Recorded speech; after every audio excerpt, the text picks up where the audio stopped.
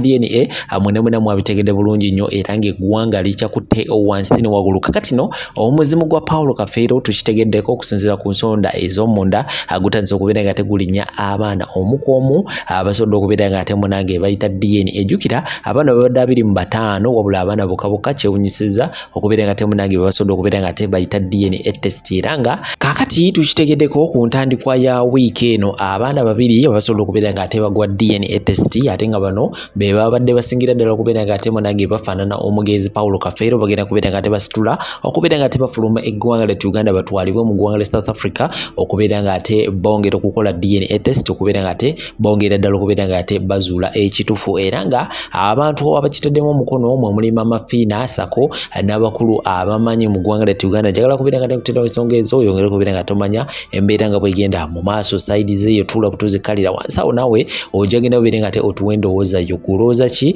ebiri mu kubeera nga tebigenda mu maaso side zeeyo ewa Paulo Kafeero ate lasitino nga tuli ku nsonga zezimu omwana amanyikirirwa nga muwanguzi ate ye ebintu byongedde okubeera nga tebirongooka emikisa gye gyongedde okubeera nga ate munnange gyeyeetula era nga wetogera esaawa eno abantu ab'enjawulo batandise okubeera nga ate munnange bamusondera ssente era nga bino byonna ngenda kubeera nga temikutusako oyongera okubeera nga ate omanya biki ebiri mu kubeera nga tebigenda mu maaso side zeeyo tula butuzikalira shaka kyomusimwanduwa wansi awo ku namba z'essimu ziyitawo ku stickers gy'okubeera nga tomufuna ajja kubeera nga atakulombereddwa gwe nawona alina ensonga eziganya okubeera nga tezitera ajja kukola kubakozesa amaanyi ag'eddwa buli kimu kijja kubeera nga tekitambula bulungi nnyo baidadisana katule ki ekiriwo akadde kano ku nsonga za Paulo Kafeero Zimbabwe.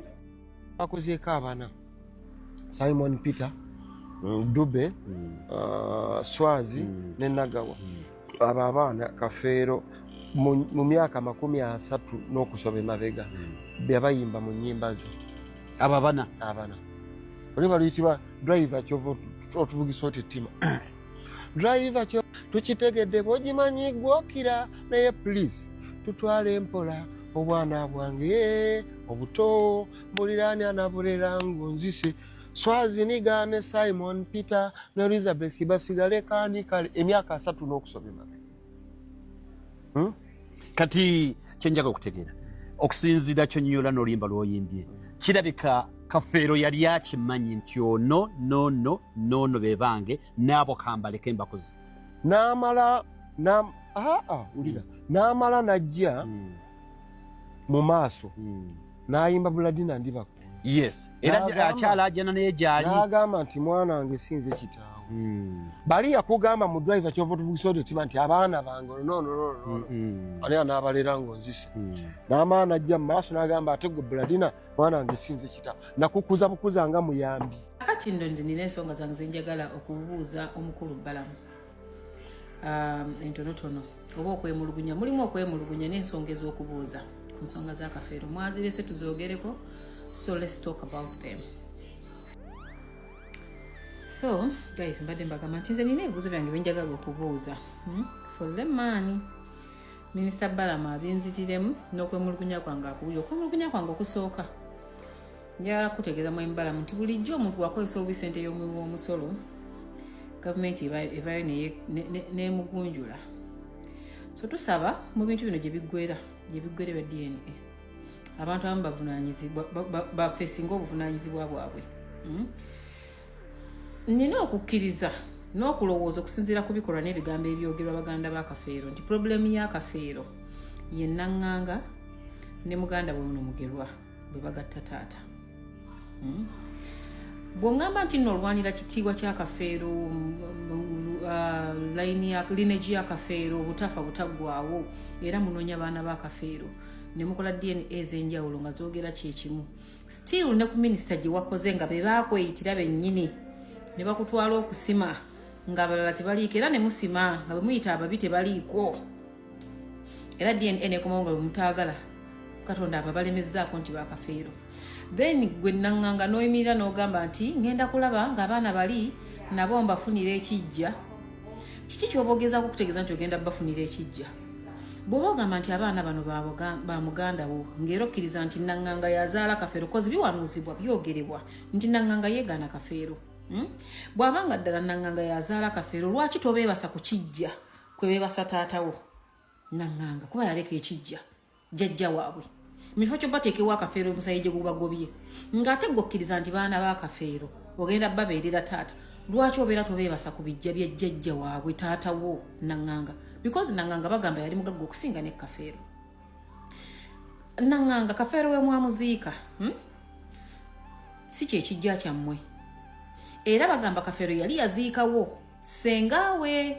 era yalina enkaayana ne taata we lwa nsonga ssenga yali mukwano gwa Kafeero nga taata tayagala muganda we oli kuba yalinako ku bintu abeere mukwano nnyo gw'ono omutabani gwe yali yeegaanye era ye gwe yanyigagana ne taata wo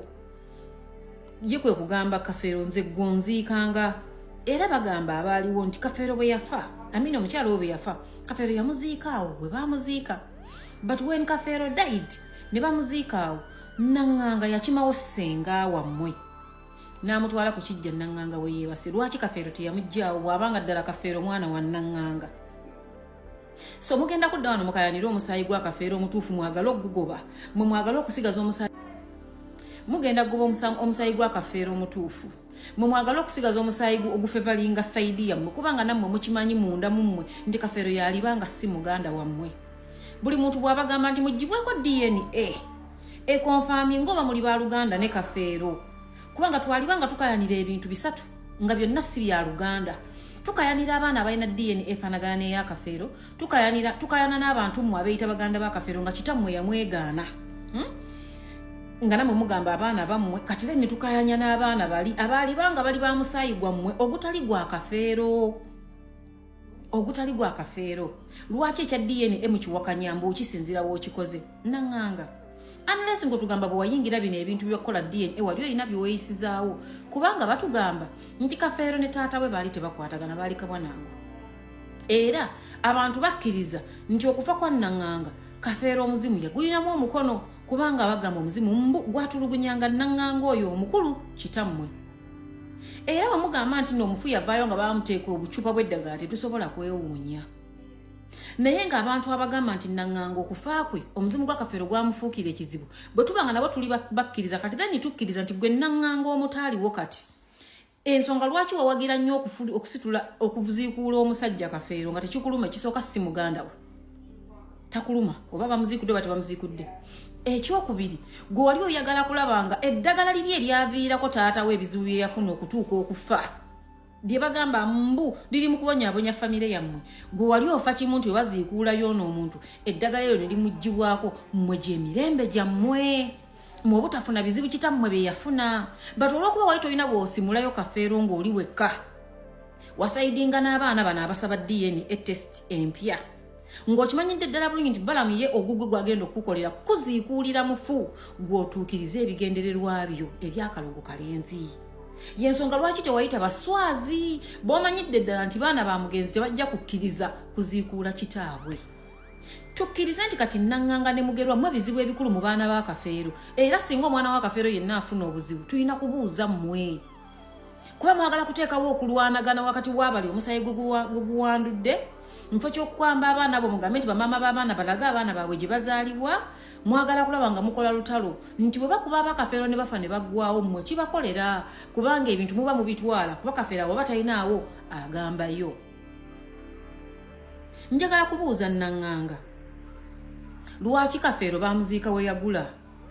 ne ssenga we gwe yali aziiseeko omwamala ne mumuzigyawo nga kitammwe tannafa kitammwe yamugyawo ate n'alekawo Kafeero. This implies ebyaddala bagamba nti yeegaana omwana yakizuula nga Kafeero yalibanga si mwana we ayinza okuba teyamwegaana bwegaanyi wabula yakizuula nga Kafeero si mwana we n'agamba omwana oyo agende Kafeero ku kugenda n'atandika yensonga lwaki nagambye nti bano abaana be bagamba nti muli ba Kafeero mugende mutandika obulamu gwe mwesibako naye kitaawe yamwegaana n'amugoba n'agenda n'atandika obulamu nammwe mutandika obulamu obwammwe. Njagala Naŋŋanga gwe ombuulire Kafeero we yafiira bagamba wali mwana muto gwe bino by'otunyumiza ku Kafeero by'olumiriza ebingi ne by'abakazi be wabirabawa ddala olwanira kitiibwa kya Kafeero nga mumutunnyonnyola bwe yazaala mwana owa siniya 1 simanya owa P7 simanya ng'owaaki ekyo kiba kitiibwa kya Kafeero ky'olwanira gwe ng'omuntu alwanira ekitiibwa kya Kafeero bwe baaliggyeyo abaana ba Kafeero nti be bano waaligambye tubaaniriza bannange katutandika okuzimba oluganda ddala bwe kibanga ekigendererwa kyo kyali kyakuzuula musaayi gwa Kafeero but because okuzuula omusaayi gwa Kafeero gwe si kye kyabadde ekigendererwa kyo watandikiddewo balwana abaana bafu abaana tebalina makulu abaana tebalina mulamwa nze nina sente zange sente zikulirudda wannanganga nga olwamaze okulaga DNA nti abaana bawandudde mbutukole sako abaana mbakulemberemu mbafunira ekijja obafunira otya ekijja nga muyina ekijja ekyammwe ekikulu mwe abaana nanganga bateegaana obafunira otya ekijja okujja kongo tugamba goyina bibyo byeweeyisizaawo njagala otunula mu speech gye wakoze nga bakamala okulangirira abaana eyo speech yabadde ekakasiza ddala nti wali weenoonyeza bibyo wali wanoonya dde omuntu abayambako okuziikuula omufu ono eddagala lye bamuteekako limugibweko kubanga lyabafuukira ekizibu ne litwala kitammwe mulamba naye nga tolina bw'omuziikuula kati gwe niwagikozesa nga opportunity ng'oyitira ku bali bali vulnerable noyisaawo ekikyo yensonga lwaki oli mumawulire otufuukidde ekizibu oyagala kubeera celebrity you're competing with omuntu eyafa you will never be kafeero togenda funa wadde kafeemu ak'eddakiika ebbiri gwe champion village champion okubeera nga kafeero you're a village champion ddayo mu kyalo gy'oba okolera obutaala bweyambalira ebigalubindi bye ebyabookya holding tukooye ebiboozi byo va ku baana ba kafeero oba balina empisa embi beebo kafeero beyaleka nammwe abannanganga muwangaalire gye muwangaalidde mwe mutuleetera okwogera bino kubanga mutulemezzaamu banaye buli ddakiika n'osuka ng'otukira ku famire ya kafeero gwe ekyali gikutta muntu kuzikuulira kafeero ojjewo kiri ekyakolebwa taatawo ekyamuviirako ye mwennyini okukka emagombe kati oli wano weeyisa okola interview ku interview you will never be a celebrity you're gonna be a celebrity for 15 minutes or 5 minutes fame omala oddeyo mu kyalo olime oba oyagala oba toyagala togenda kubeera nga kafeero oli golden boy katonda yamuwa ekitone kye katonda yamuwa fame ye nti ne mu bufu era akyatwefuze atufuukidde akayinja mu ngatto kitegeera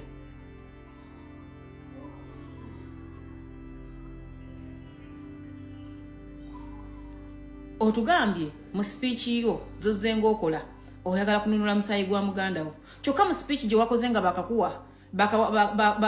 bakalangirira DNA test results olwanyisa musaayi gwa kafeero lwaki gukwanguyira okulwanyisa n'okuwakanya kubanga si muganda wo naawe okimanyi bulungi nti kafeero si muganda wo naye otulemezzaamu gwe tekikukwatako oba abakafeero abatuufu we bali oba tebaliiwo nze njagala ebibuuzo byange bino binziribwemu minisita balamu ebya sako sooka obiwummuze kitegeera bano baana bakulu bagende beekolerere bave mu ssente y'omuwi w'omusolo tukoye akajanja mbadde nkyabannyonnyola nze njagala minisita balamu otuule mu ntebe yo ey'obwa minisita olowooze bwe baba nga bano abaana essaawa zino nanganga kugamba mubabakolere sako mubaweeyo ku ssente mbwababeereremu temuzikola nanganga taata bw'abannanganga eyafa yali mugagga nnyo nga tamanyi na kafeero omugabo gwe baabalekera ng'abaana balabirira abaana ba muganda waabwe bw'abanga ddala muganda waabwe bo babatwale babalabirire ku baana bannanganga bw'abanga nanganga yali azaala kafeero nga ddala teyamugoba bwe yaleka omugabo kafeero yafuna bw'aba yafuna ku baana ba kafeero baaguwaani bwekuba nga tebaguwanga baana ba kafeero bano abatuufu nanganga b'otayagala omugabo gukwata ogwe bano abaana gwe bokkiririzaamu so sife ate kudda mu ssente yamuwi wa musolo okutubonyaabonya DNA test ssente yamuwi wa musolo yezisasudde ate era okyatwesibyeko okufa obufi lwaki okuumira obulabe mu baana ba kafeero abaddala ng'oyagala okuyisaawo bizinensi zo nanganga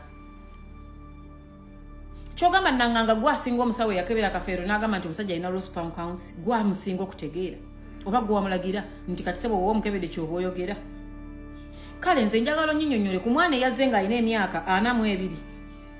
kafeero yamuzaala ddi kubanga omwana agamba bamuzaala mu 84 naye nga mu 84 bagamba kafeero yali mu P7 aba yamuzaala ddi oyo mwana w'emyaka 42 nanganga kikwanguyira okufutya nk'omusaayi gwa kafeero kuba okimanyi ne kitammwe yamwegaana nti si mwana we kati kikuwanguyira nti ne mu bulamu oteekwa okuba nga walina obujja ku kafeero musajja gwe ne mugerwa muteekwa okuba mwalina obujja ku kafeero nga kati ne mu bufu muwulira abaluma mwagala omusaayi gwe mugugobe guggwerewo ddala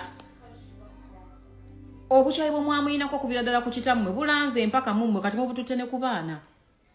DNA test webanga yagambye ekyo emirundi 3 ng'egamba ekyo ezisigadde DNA test ogamba olina ssente mutonoonya ssente zeekolere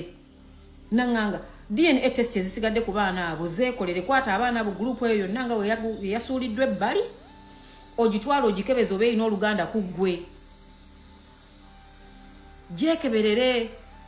kwata sente zo z'oba ogikeberezaako ffe tukooye ebiboozi bimifu gwe mwennyini wakulembera abaana mugende musabe minisita Balamu ne tugamba Balamu tamuziikuula musajja ne tulaajana simply because gwe wali olina ky'oyisaawo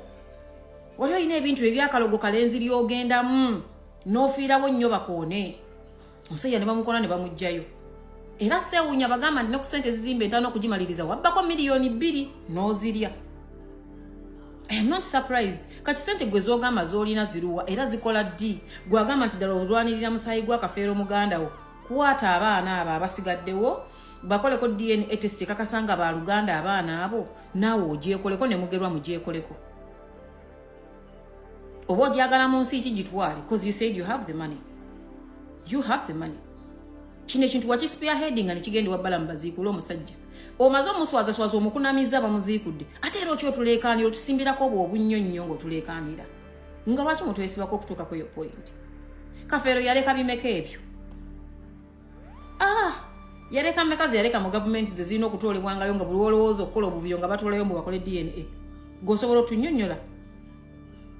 ekirungi wagambye ogenda bagulira ekijja naye nze ekibuuzo kyange nkyakikubuuza nakikubuuza ne muntandikwa obagulira otya ekijja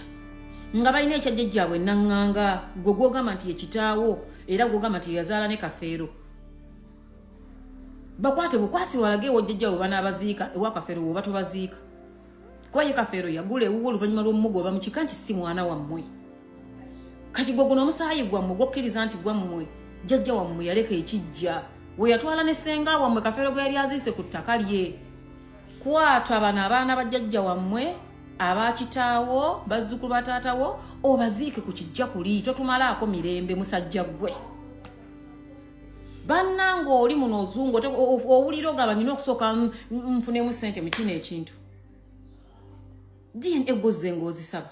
bazikuwadde kulwokubanga zizenga teziringa gwe bubadde ozaagala gwe olina olukusobola okuba abaana ba Kafeero b'otaamuzaalamu buli ababuuza kukola DNA test kati DNA test ya Kafeero weeri namwe tusabe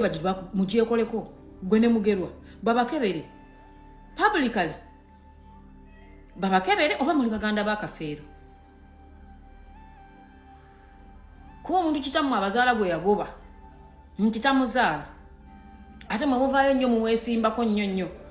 bakugamba abaziika Kafeero abaaliwo nti n'abafamire tebajja era njagala okubuuza nnende ewammwe teriyo ku bantu bakulu bakusinga kozi Kafeero bagamba yafa nga toli muntu mukulu nnyo teriyo ku bantu bakulu bategeera kukusingako gwe ne mugerwa abategeera basobola okugera ebintu ebirimu amakulu ebirimu ensa abasobola okuhandolinga ensonga eno eya DNA okusinga gwe mukulu w'ekika kyewammwe lwaki otuzimbyeko akayumba ekintu kyonna nekituuka ku baana ba Kafeero abatuufu tugenda kutandikira ku gwe suspect asooka gwe tusooka okuwaayo mu gavumenti gwe tusooka kubanga bannanga abaana bafuukidde ekizibu DNA beetaagobya ate b'osinga okuwala n'ennyo mwami Balamu tokola ssako mu ssente ya muyi wa musolo ssente zikwate ziteeke mu malwaliro naddala abakazi gye tuzaalira temuwa bano baana wadde 10 ze mubataddemu okuziikula taata waabwe okuddamu omuzimba okubakebeza DNA zimala naŋŋanga agambye alina ssente bejje mu ssente bagende bakole DNA test ezisigadde tukooye gweoyagala tugamba mbu wategeera nnyo Kafeero okusinga bisirikiro eyamuliko mpaka bwe yafa eyamunaazanga eyamukokanga eyamujjanjaba eyamwambazanga mpaka kapala ak'omunda nga muyi essaawa eno kyekizibu bisirikirwa si yekizibu kuba buli kyayogera abakiriwako obujulizi weebali naŋŋanga ne mugerwa mu bizibu bya famire eno era muli bulabe bw'amaanyi eri abaana ba Kafeero era Swazi ne baganda abo nga bwe mwayiseemu mbabuulira mwegendereze abo abaana bala bajja nabbagulirira babatemeeteme naye nga babaguliridde ye kitamu ono naŋŋanga n'ono mugerwa n'oyo mugerwa era mubeere bagezi mukwate balooya mufune restriction orders nabo bennyini naŋŋanga ne mugerwa mu bagobe ku bintu bya taata abalungi abatuwuliriza era abatulaba olunaku olwaleero tukyaddeko ewa Sheikh Ashraf Dembe. Sebo nsanyusa okubalaba. Amannya agange nze Sheikh Ashraf Dembe akola ku bizibu by'enjawulo. Omuntu singa aba alina ebirwadde musomereddwa tumuwa amazzi ga lukuya nga bw'obadde ogalaba tugenda abantu ku kyoto ne twokya emizimu emibi egibabaamu n'okulomba edduwa. Abantu singa abeera ng'ali wano atuuse sobola okumulombera edduwa ne waba atatuuse nga mpadde amannya ge naye ng'ali wala neetaase. Enamba yange yeno eri 0707363711. Namwe bannyinaffe abali ebweru oyagala okuba nti oyagala okulombera ku dduwa ng'olina ebizibu viza zibuze amaka gakolongotana sente zikola zimpita mu ngalo ojja kumpeereza ekifaananyi kyo n'amanyago ebyo byokka bijja kummala nja kukulombera edduwa ojja kutereera. Olunaku olusembayo mu mwezi mba n'edduwa eyawamu ffenna n'abalwadde bange abakadde n'abapya. Salaamu alaikum warahmatullahi wabarakatuh.